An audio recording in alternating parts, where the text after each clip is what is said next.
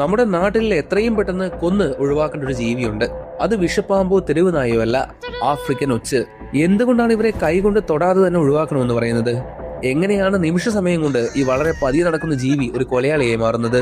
ഇഴഞ്ഞു നീങ്ങുമ്പോൾ ഇവ പുറപ്പെടുവിക്കുന്ന വഴുവഴുപ്പുള്ള ദ്രാവകത്തിൽ ഒളിഞ്ഞിരിക്കുന്നത് റാറ്റ് ലെങ്വർം എന്ന അതിമാരകമായ ഒരു പാരസൈറ്റ് ആണ്. നമ്മുടെ തൊടിയിലെ പച്ചക്കറികളിലൂടെയും ഇലക്കറികളിലൂടെയുമാണ് ഇത് മനുഷ്യരിലേക്ക് എത്തുന്നത്. ഉള്ളിൽ ചെന്നാൽ തലച്ചോറിനെ ബാധിക്കുന്ന മെനിഞ്ചൈറ്റിസ് എന്ന മാരക രോഗം വരെ പിടിപെടാം. ഇവയുടെ മറ്റു ചില കഴിവുകൾ കേട്ടാൽ നിങ്ങൾ ശരിക്കും ഞെട്ടിപ്പോകും. സ്വന്തം പുറത്തുള്ള തോടിന് ബലം കിട്ടാൻ കാൽസ്യം ആവശ്യമുള്ളതുകൊണ്ട് നമ്മുടെ വീടിന്റെ ചുമരിലെ പെയിന്റും സിമെന്റും വരെ ഇവ കാർന്നു തിന്നും.